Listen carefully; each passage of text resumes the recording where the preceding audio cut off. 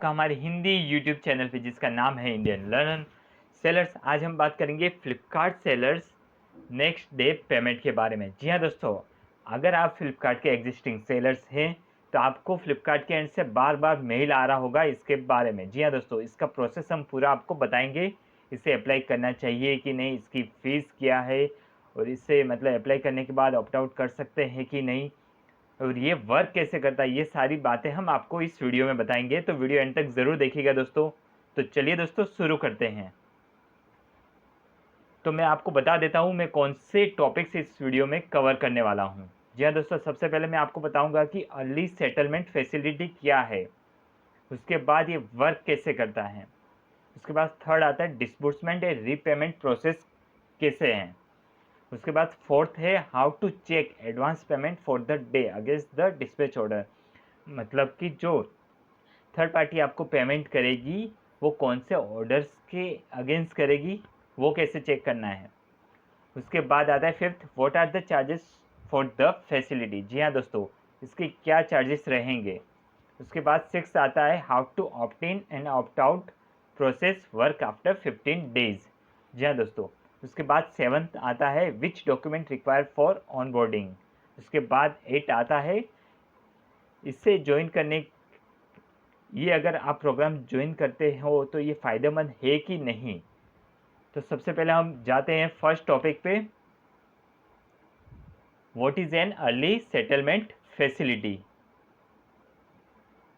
अगर अगर आप फ्लिपकार्ट के एग्जिस्टिंग सेलर्स हैं दोस्तों, तो Flipkart seller receive their order payment after a certain time period from the date on which Flipkart receive the shipment at it.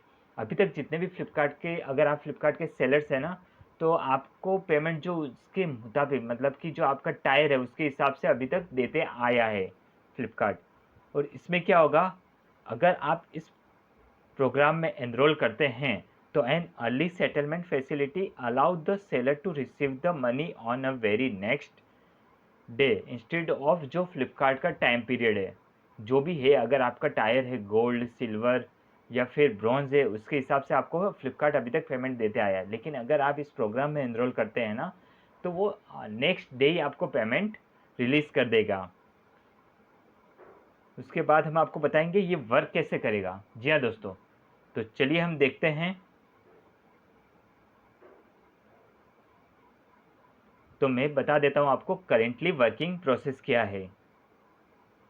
सबसे पहले देखिए दोस्तों, अभी जो चल रहा है करंट, उसके हिसाब से मैं बता रहा हूँ कि अभी आप मेन क्या करें, मतलब अभी आप जो प्रोसेस कर रहे हैं ना, वो मैं आपको बता देता हूँ।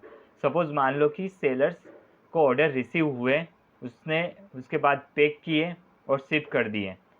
उसके बाद जो आइटम आपने शिप किए वो फ्लिपकार्ट के वेयरहाउस में जाता है। उसके बाद जैसे ही मतलब वेयरहाउस में चला जाता है तो उसका पेमेंट होता है, जितने भी आपने ऑर्डर डिस्पैच किए उसका पेमेंट आउटस्टैंडिंग पेमेंट में दिखाने लगता है। उसके बाद आता है this payment are made after a certain credit period from the dispatch date. जी हाँ दोस्तों, अगर आप फ्लिपकार्ट के गोल्ड, सिल्वर या ब्रॉन्ज सेलर है तो आपको आपको ये जो पेमेंट है वो से अगर गोल्ड है तो 7 डेज़ के लिए, और सिल्वर है तो 10 डेज़ के लिए, और 15 डेज़ के लिए ब्रॉन्ज के लिए।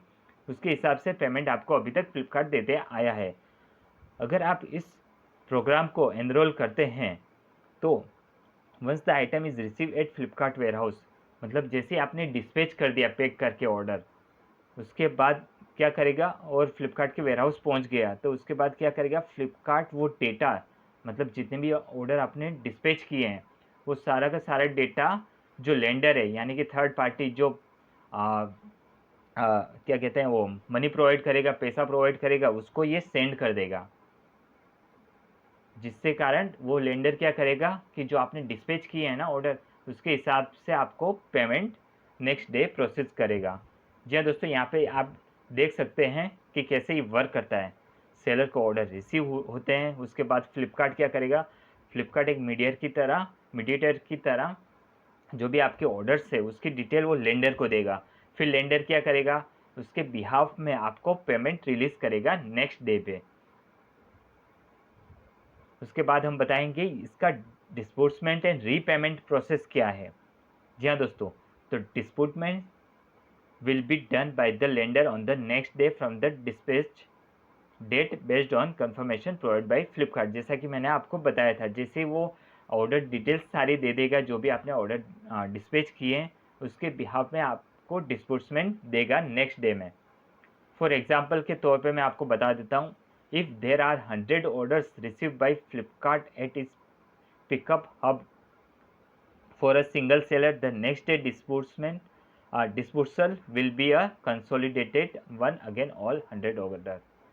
सपोज मान लो कि आपको 100 ऑर्डर रिसीव हुए हैं और वो आपने डिस्पैच कर दिए, पैक करके डिस्पैच कर दिए और वो फ्लिपकार्ट के वेयरहाउस में भी पहुंच गए। उसके बाद वो क्या करेगा, फ्लिपकार्ट जो भी ऑर्डर्स डेटा है ना, वो सारा का सारा उसको जो थर्ड पार्टी लेंडर है उसको भेज देगा, उसके अगेंस्ट आपको पेमेंट करेगा 100 ऑर्डर का। उसके बाद आता है डिस्काउंट, कैसे मतलब इसकी वैल्यू कैसे डिसाइड होगी। तो डिस्पोर्सल वैल्यू कैलकुलेशन में आपको बता देता हूँ। सबसे पहले ऑर्डर वैल्यू, जो भी आपके ऑर्डर की वैल्यू रहेगी, उसके बाद ये जो भी आपको नेक्स्ट डे पेमेंट मिलेगा ना, वो सारा जो भी फ्लिपकार्ट की फ़ीस है, कमीशन, रेफरल फ़ी हो गया, शिपिंग हो गया, वो सब कुछ काट के मिलेगा आपको। देखिए यहाँ पे ऑर्डर वैल्यू माइनस एफ के चार्जेस, यानी कि उसकी सारी फीस जो भी वो अभी तक लेता है, और discount factor for return and cancellation, right. ये इस तरह से वो कैलकुलेट करेगा। तो चलिए हम दोस्तों आपको एक एग्जांपल के तौर पे हम बता देते हैं कि ये कैसे वर्क करेगा एक्चुअल में। तो सबसे पहले जो भी आपको रिसीव हुए हैं ऑर्डर, वो डिस्पैच आप कर देते हैं आज, तो आपको next day payment you will receive 90% of the expected pay out against this dispatch on very next day from the lender. Lender की ओर से आपको 90% जो भी आपका पे आउट निकल रहा है उसका 90% आपको पे आउट नेक्स्ट डे मिल जाएगा। उसके बाद Flipkart will credit the actual payment on the due date after, जैसे कि मतलब कि आपका गोल्ड, सिल्वर या ब्रॉन्ज टायर है, उसके हिसाब से वो आपको पेमेंट करेगा। जी हाँ दोस्तों, ये जो आपको नेक्स्ट डे पेमेंट करेगा ना, वो लेंडर करेगा, फ्लिपकार्ट नहीं करेगा। फ्लिपकार्ट तो जो अपना टाइम पीरियड है उसके हिसाब से ही करेगा, वो तब करेगा लेंडर को जब अगर आप ये ऑब्टेन करते हैं ना सर्विस, तो जो पीरियड है फ्लिपकार्ट का पेमेंट का, वो उसी टाइम पे लेंडर को पे करेगा आपके बिहाफ में, क्योंकि लेंडर ने आपको पहले ही इसका पेमेंट चुका दिया है। ओके, फिर उसके बाद आता है lender will deduct the outstanding amount the payment made on the very next day of dispatch and credit the rest to your primary bank account. ये सवाल आपके दिमाग में भी आया होगा कि अगर वो 90% पहले कर देता है नेक्स्ट डे, तो 10% का क्या करेगा। जी हाँ दोस्तों, 10% वो होल्ड करेगा, वो जब रिलीज़ करेगा जब फ्लिपकार्ट उसे लेंडर को पेमेंट करेगा। जी हाँ दोस्तों, जो भी रिमेनिंग आपका पेमेंट निकल रहा है वो आपको बाद में वो देगा। उसके बाद मैं बता देता हूँ कि उसे चेक कैसे करें, मतलब ट्रैक कैसे करें कि कौन से ऑर्डर आईडी का पेमेंट हमें मिल चुका है। तो you will get the disbursement detail for the day in mail from the lender on a daily basis. जो भी ये पेमेंट रिलीज़ करेगा उसका आपको डिटेल देगा मेल पे। जी हाँ दोस्तों, उसके बाद आ रहा है what are the charges for the facility. जी हाँ दोस्तों, तो इसका हम बता देते हैं। सबसे पहले मैं बता देता हूँ, अगर ये फ्लिपकार्ट ने हाल ही में नया लॉन्च किया है, फीचर है, मतलब कि प्रोग्राम है, इसका ज्वाइनिंग फीस बिल्कुल भी फ्री है, इसका कोई चार्ज नहीं स्टार्टिंग में।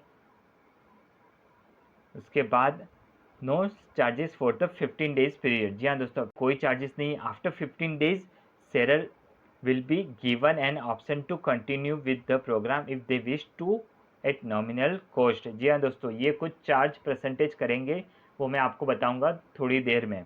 In case seller don't choose to obtain regular payment cycle will be initiate again. जी हाँ दोस्तों, अगर आप इसे ऑब्टेन नहीं करते हैं 15 दिन के बाद, तो जो भी आपकी रेगुलर है पेमेंट की साइकिल वो कंटिन्यू रहेगी। उसके बाद आता है if seller obtain after 15 days free period charges are as follows. अगर आप 15 दिन के बाद वो फिर चाहता है कि मैं इस सर्विस को लेना चाहता हूँ, तो उसमें क्या होगा कि 0.35% गोल्ड सेलर के लिए और 55.55% फॉर सिल्वर और 0.95% फॉर ब्रॉन्ज। जान दोस्तों, ये आप परसेंटेज देख रहे हैं ना पॉइंट में, ये चार्ज करेगा ये लेंडर आपसे, अगर आप ये सर्विस लेते हैं।